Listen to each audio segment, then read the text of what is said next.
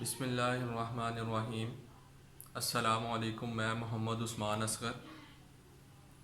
आज हम वफाकी हुकूमत की जानब से, हुकूमत पाकिस्तान की जानब से एक बहुत अहम डॉक्यूमेंट पेश किया गया, उसके ऊपर बात करेंगे हम बजट 2020-2021 पे। नए पाकिस्तान की दावेदार हुकूमत पाकिस्तान तहरीक इंसाफ की जानिब से ये चौथा बजट पेश किया गया, जबकि ये दूसरा सालाना बजट है। इस बजट में आवाम के लिए क्या रिलीफ है, सैलरीड पर्सन के लिए क्या रिलीफ है, गरीब आवाम के लिए क्या रिलीफ रखा गया, तजारती पेशों के लिए क्या रिलीफ रखा गया, डिफेंस के लिए क्या रखा गया, रेलवे के लिए क्या रखा गया, सब्सिडीज़ के लिए क्या रखा गया, इस सब का हम जिक्र करेंगे। उसके बाद ये आप ख़ुद इस चीज़ का तयन करेंगे, क्या ये हुकूमत पाकिस्तान, नए पाकिस्तान की दावेदार हुकूमत की जानिब से पेश किया गया बजट क्या पुराने पाकिस्तान की हुकूमतों से बेहतर था?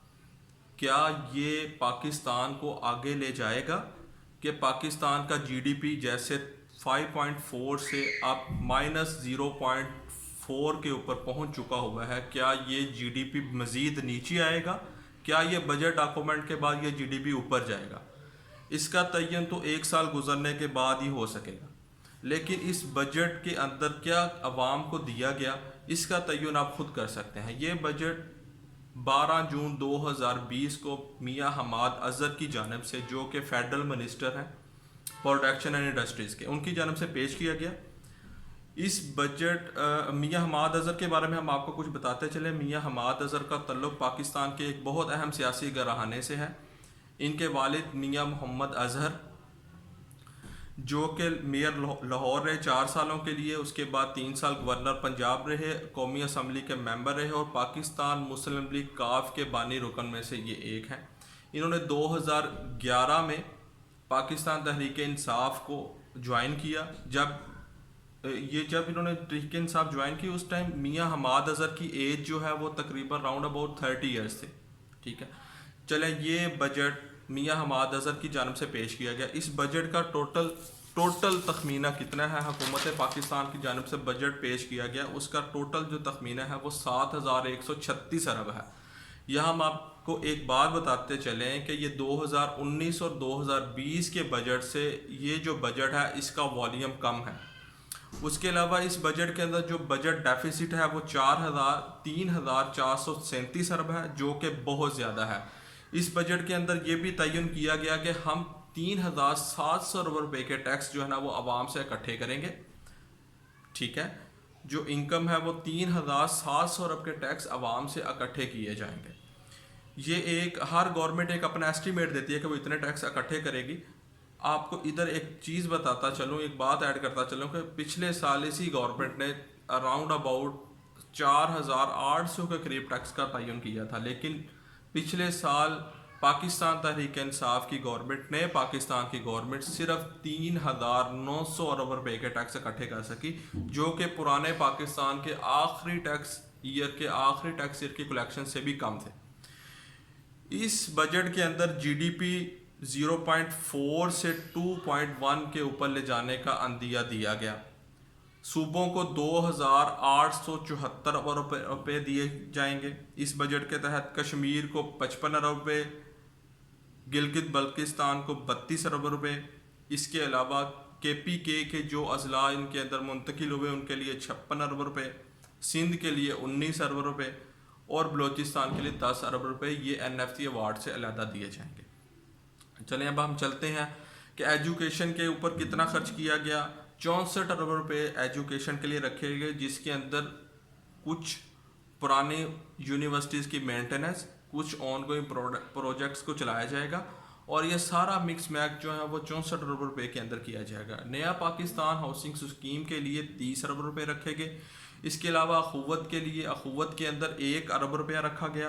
एहसास के लिए 208 अरब रुपये रखे गए। सब्सिडीज़ के लिए 209 अरब रुपये रखे गए। ये सब्सिडीज़ किन किन में दी जाएगी ये एक अलहदा डिबेट है। डिफेंस के लिए, पाकिस्तान के दिफाई निज़ाम को कंट्रोल करने के लिए, पाकिस्तान के दिफा को मजबूत करने के लिए 1,299 अरब रुपये 1289 अरब रुपए रखे गए। सेफ्टी के लिए 100 लोकल सेफ्टी आम बंदों की सेफ्टी के लिए 169 अरब रुपए रखे गए। पुलिस के लिए 158 अरब रुपए रखे गए। रेलवे के लिए शेख रशीद साहब के लिए एक बहुत अहम खबर है कि उनके लिए 40 अरब रुपए इस बजट के अंदर रखे गए। इसके अलावा ML1 जो कि CPEC के अंदर एक प्रोजेक्ट है, जो CPEC के उस प्रोजेक्ट को कंप्लीट करने के लिए 37 अरब रुपए शेख रशीद साहब की मिनिस्ट्री को अलहदा से जारी किए जाएंगे। इसके अलावा डैम के लिए 62 अरब रुपए रखे गए। 62 अरब रुपीज़ रखे गए डैम के लिए, जो कि पुराने पाकिस्तान की हुकूमत से 38 अरब रुपए के कम रखे गए। पुराने पाकिस्तान के अंदर बजट के अंदर 100 अरब रुपए डैम्स के लिए एलोकेट किए जाते थे, लेकिन इस दफ़ा डैम के लिए सिर्फ 62 अरब रुपीज़ रखे गए। और डैम के जो हुकूमत ने सुप्रीम कोर्ट ने जो फंड इकट्ठे किए थे उनका भी इसके अंदर कहीं भी जिक्र नहीं किया गया। इसके अलावा वापडा को अपने प्रोडक्शन और उसके डेफिसिट को मेंटेन करने के लिए कुछ अमाउंट वापस करने के लिए अपनी मेंटेनेंस वगैरह इस सब के लिए 80 अरब रुपए रखे गए। NHA जो कि मुराद सईद साहब के पास एक अदारा है जो मवासलात का अदारा है, ठीक है, उसके लिए 118 अरब रुपए रखे गए। टिड्डी दल और इस तरह के बहुत सी दूसरी आफात के लिए जो है वो 10 अरब रुपए रखे गए। खुराक ज़रात के लिए 12 अरब रुपए रखे गए। ये टिड्डी दल खुराक के लिए टोटल जो है ना वो 12 अरब रुपए रखे गए हैं, जिसके अंदर 10 अरब रुपए जो है ना वो टिड्डी दल की रोकथाम के लिए खर्च किए जाएंगे और 2 अरब रुपए जो है ना वो खुराक की सहूलियात को बेहतर करने के लिए खर्च किए जाएंगे। इसके अलावा आपको ये भी बताते चलें कि साइंस एंड टेक्नोलॉजी के लिए 20 अरब रुपए रखे गए, यानी कि फवाद चौधरी साहब की जो मिनिस्ट्री है उसके लिए 20 अरब रुपए रखे गए हैं। इसके अलावा गवर्नमेंट ऑफ पाकिस्तान की तरफ से नए पाकिस्तान डिजिटल पाकिस्तान के लिए 1 अरब रुपए गवर्नमेंट के लिए रखे गए हैं। उसके अलावा कामयाब जवान प्रोग्राम, प्राइम मिनिस्टर कामयाब जवान प्रोग्राम के लिए जो 2 अरब रुपए रखे गए हैं।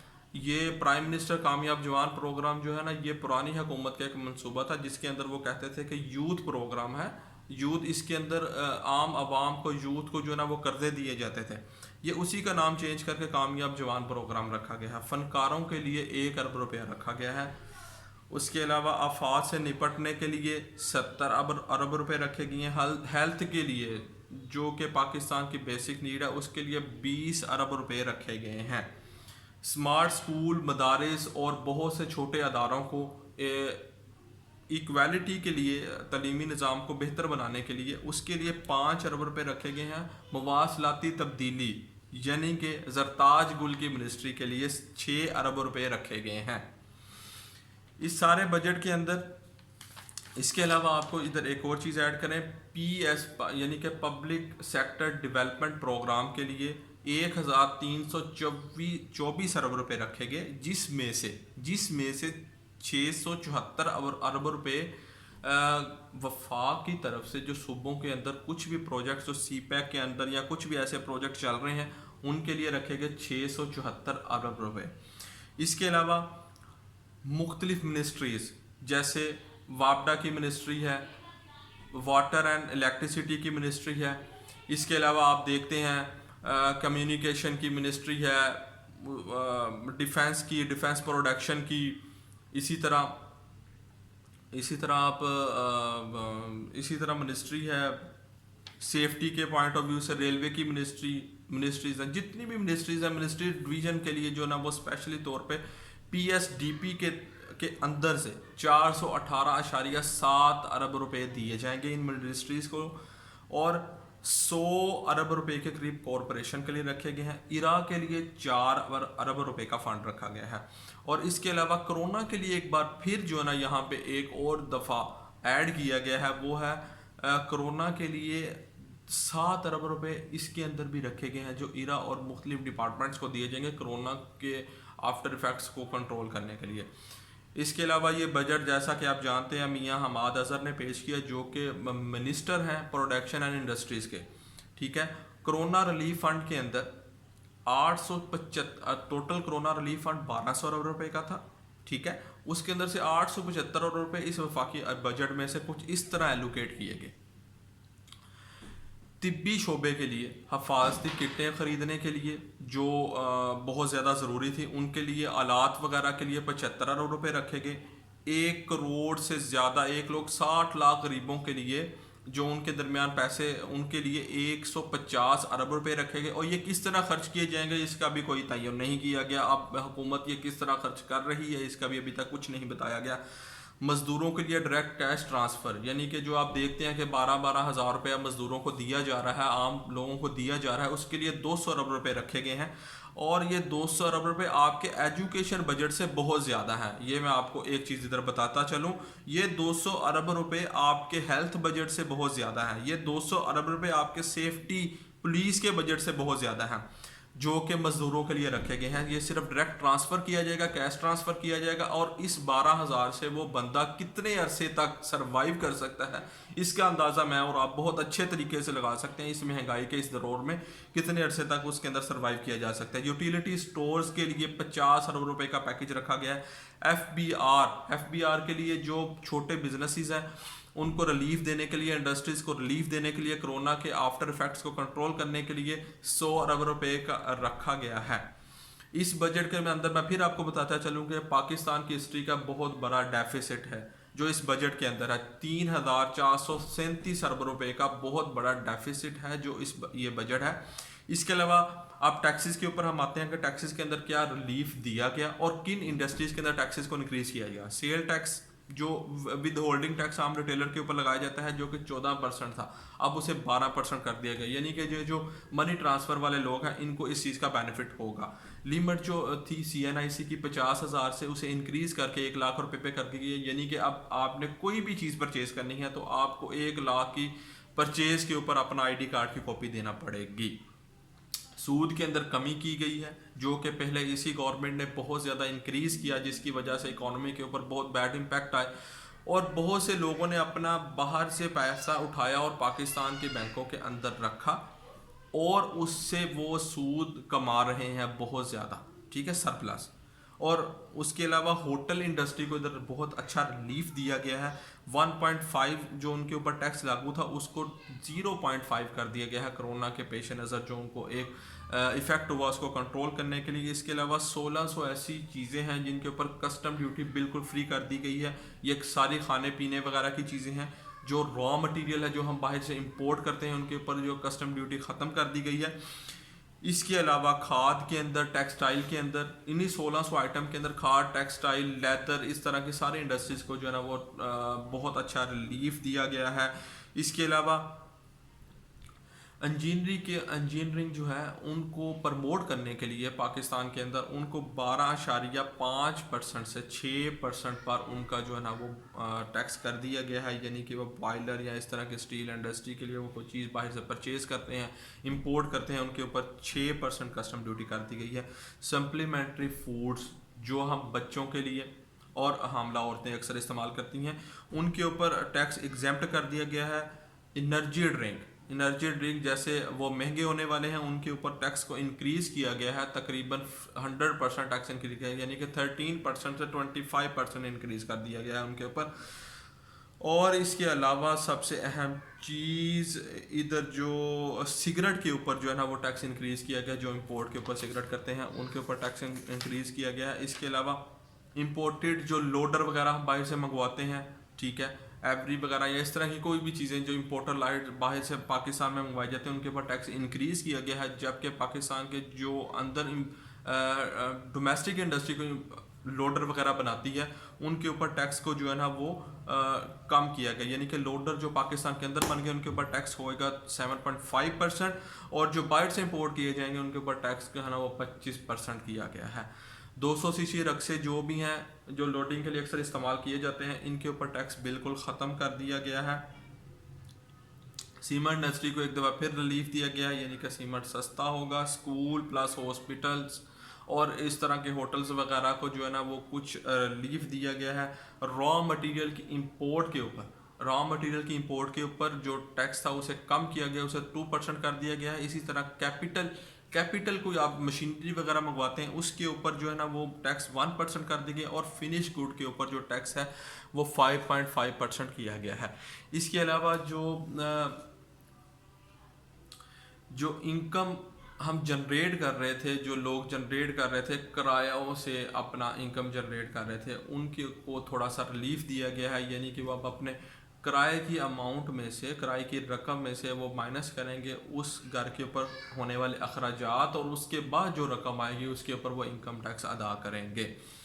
अब ये था टोटल। इसके अलावा आपको इन्फ्लेशन रेट के बारे में बताया जाए कि इस बजट के अंदर हुकूमत, नए पाकिस्तान की हुकूमत ने यह तयन किया कि इन्फ्लेशन रेट को कम किया जाएगा। यानी कि इन्फ्लेशन रेट अभी 11% के ऊपर है, जो कि 8% लाया जाएगा। यही इन्फ्लेशन रेट पिछले पुराने पाकिस्तान के अंदर जब इन्हें हुकूमत मिली तो ये तकरीबन अराउंड 4% के ऊपर था, 4-5% के ऊपर था। बैरूनी सरमायाकारी को ज़्यादा करने के लिए इस बजट के अंदर बहुत ज़्यादा रिलीफ दिया गया है। 25% इसके ऊपर कहा गया है कि हम बैरूनी सरमायाकारी पाकिस्तान में आएगी। ये एक एस्टिमेशन है, इसका तयन तो साल के बाद ही किया जाएगा, या इसका तयन आने वाले कुछ दिनों के अंदर हो जाएगा। एट द एंड हम दोबारा फिर इस चीज़ को करते हैं। हाँ, सबसे अहम चीज़, पेंशन के लिए कितने पैसे रखे गए हैं। पेंशन के लिए 470 अरब रुपए रखे गए हैं, जो इसमें से 369 अरब रुपए मिलिट्री के लोगों को पेंशन के लिए रखे गए हैं, और 111 अरब रुपए जो हैं वो सिविल के लिए पेंशन के लिए रखे गए हैं। ठीक है, ये आज का टोटल बजट था, जिसकी हाईलाइट से जो हमने आपको शॉर्ट करके बयान की। अगर आपको ये वीडियो पसंद आई है तो प्लीज़ इस वीडियो को अपने दूसरे दोस्तों को शेयर करें। ठीक है, आपका बहुत शुक्रिया। और अगर आपके कोई सवालात हैं, कोई ऐसे भी कुछ भी चीज़ें ऐसी हैं जो आप मेरे से पूछना चाहते हैं, कि आपकी सजेशंस हैं, वो आप नीचे कमेंट बॉक्स में ज़रूर दें। आपका बहुत शुक्रिया। अस्सलाम वालेकुम।